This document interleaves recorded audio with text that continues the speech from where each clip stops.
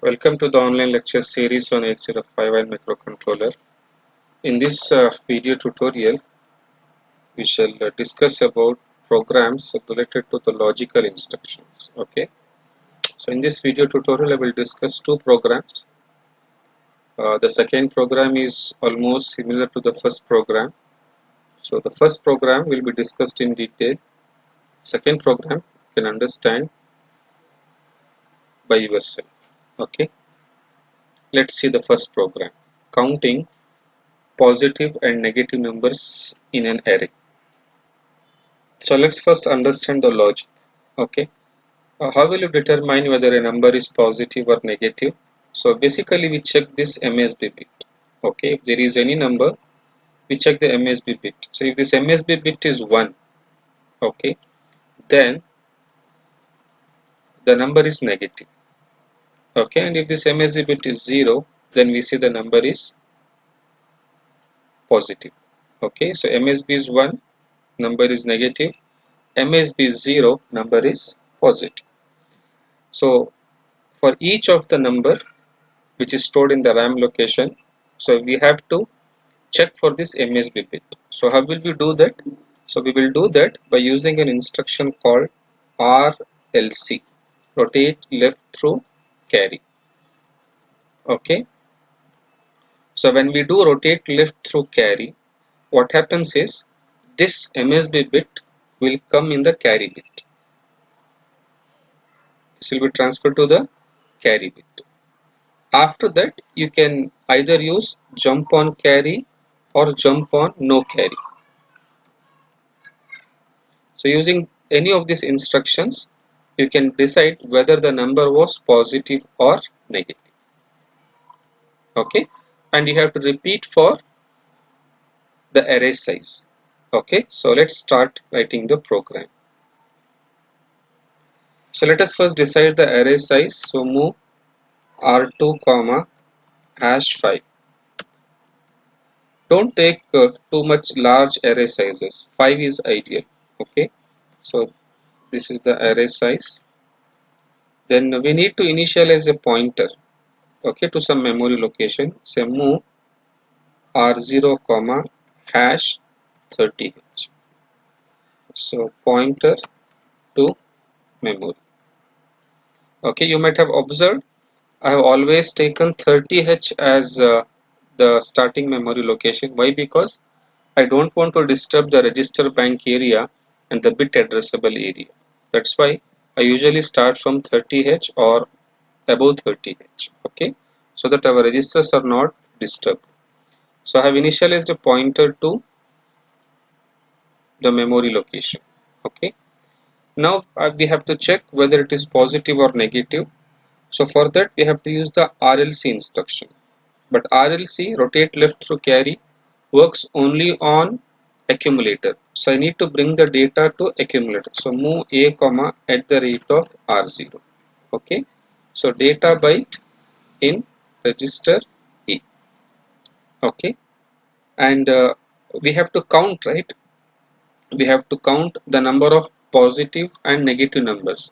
So we need to have some registers which keeps tracks of this count. So I will say move R6 comma #00h.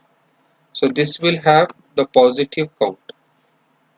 Okay, and move R7 comma #00h. So I'm initializing it to 0. This will have the negative count.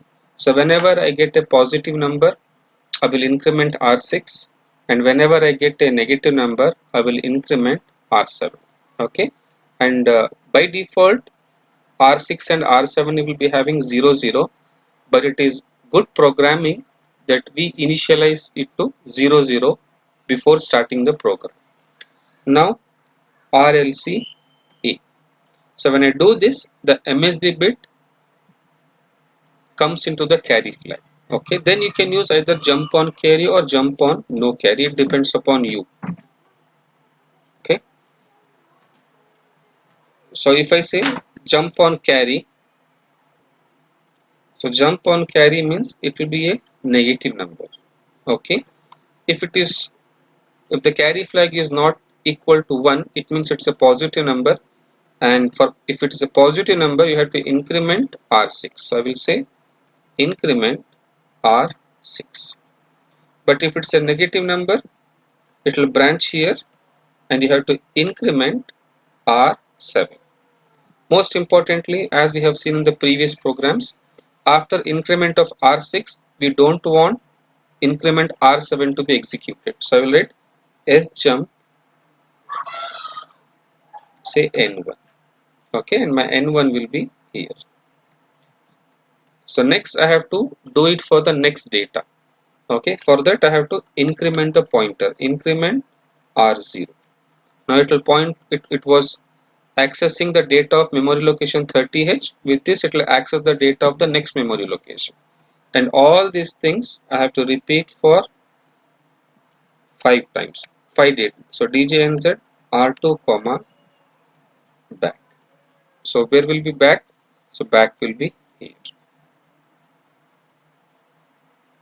Fine. So let's compile this.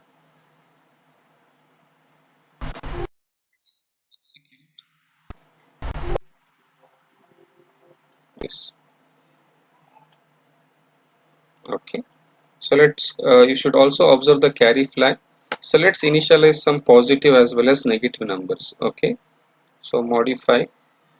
So we'll say 1 comma minus 1 comma minus 2 comma 3 comma 5. So there are 3 positive numbers and 2 negative numbers. As you can see, when we entered the negative numbers, it has taken the 2's complement of it. Okay, so ff and fe are the 2's complement of the number what we have entered. So these are the negative numbers. Okay, now let us see. So the first data has come to accumulator now, that is 1. As you can see, so 1 in this MSB bit is 0, so carry flag is 0. So jump on carry condition will be false. So the positive count R6 will be incremented. So R6 has become 1. Fine.